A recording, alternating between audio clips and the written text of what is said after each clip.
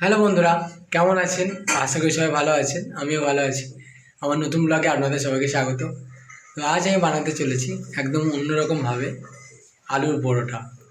কোনো আলু পুর ভরা বা মাখা ছাড়াই, কোনো ঝুট ঝামেলা ছাড়াই আজ আমরা সহজ পদ্ধতিতে বানিয়ে নেবো আলুর পরোটা। তো চলুন, পাশে থাকবেন, ভিডিওটা স্কিপ না করে পুরোটা দেখার অনুরোধ রইল। চলুন। তো পুর ভরা মাখা কোনো ঝামেলা ছাড়াই এইভাবে বানিয়ে নিতে পারবেন আলুর পরোটা। তো চলুন, প্রথমে আমি একটা পাত্রে 2 কাপ মতো ময়দা নিয়ে নিয়েছি। আপনারা চাইলে এখানে আটাও নিতে পারেন। আমি এখানে ময়দা নিয়েছি। তার মধ্যে দিয়ে দিচ্ছি হাফ চা চামচ লবণ।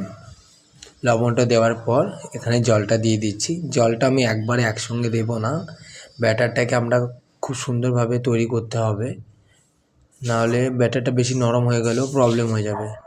তো তার জন্য কম কম করে জল দিয়ে ব্যাটারটাকে ভালো করে তৈরি করে নিতে হবে। তো আবারও জল দিয়ে দিলাম।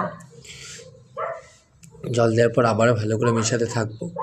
মেশাতে মেশাতে দেখবেন এরকম একটা ব্যাটার তৈরি হয়ে আসবে। তো চলুন, এবার আমি একটা আলু বড় সাইজের বয়েল করে নিয়েছিলাম, সেটা একটা গ্রেটারের সাহায্যে গ্রেট করে নিচ্ছি। আপনারা চাইলে স্ম্যাশ করেও নিতে পারেন। আমি এইভাবে গ্রেটারের সাহায্যে গ্রেট করে নিলাম। আর তারই মধ্যে দিয়ে দিচ্ছি এবার 2 চা চামচ পেঁয়াজ কুচি, আবারও স্বাদ মতো লবণ, আর হাফ চা চামচ হলুদ গুঁড়ো।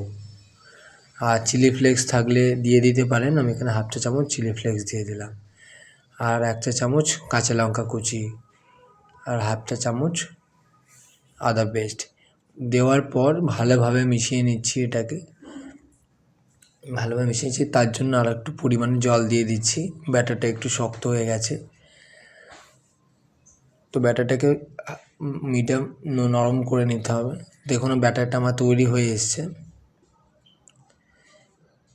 তো এবার কড়াইটা চাপিয়ে নিচ্ছি। কড়াইটা চাপিয়ে নিয়েছি, ব্যাটারটাকে দিয়ে দেবো। কড়াইয়ের মধ্যে দিয়ে দিচ্ছি। এবার একটু গোল শেপ করে নেব। আগে এখন বাটারটা দেবো না, একটু হালকা ফ্রাই হয়ে আসবে, তারপর আমরা বাটার দেব। তো চলুন, আমি এখানে পরিমাণ মতো বাটার দিয়ে দিচ্ছি। তো এবার উল্টে নিচ্ছি। শুনুন, দেখুন আমার এই দিকটা হয়ে এসছে। আবারও উপর থেকে আমি বাটারটাকে দিয়ে দিচ্ছি। তো চলুন, আমার এটা রেডি হয়ে গেছে। এইভাবে আমি আবারও একটা করে নেব। বা বাটারটা আগে দিলেও কোনো অসুবিধা নেই, বা পরে দিলেও কোনো অসুবিধা নেই। তো এইভাবেই আমরা করে নেব। দেখুন, খুব কম সময়ের মধ্যেই এই রেসিপিটা হয়ে যায়। আলু পরোটা তো অনেকভাবেই খেয়ে দেখেছেন, কিন্তু এইভাবে খেয়ে দেখুন একবার করে।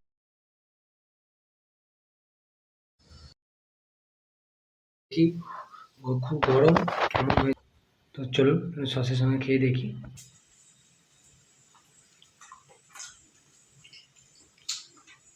খুব সুন্দর হয়েছে।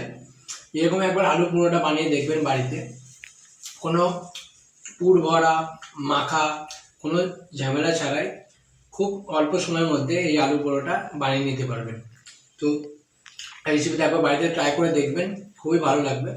তো আমাদের ভিডিওটা যদি ভালো লাগে অবশ্যই একটা লাইক, কমেন্ট অ্যান্ড ফলো করে দেবেন। আমাদের পাশে থাকবে। দেখা হবে নেক্সট একটা ভিডিওতে।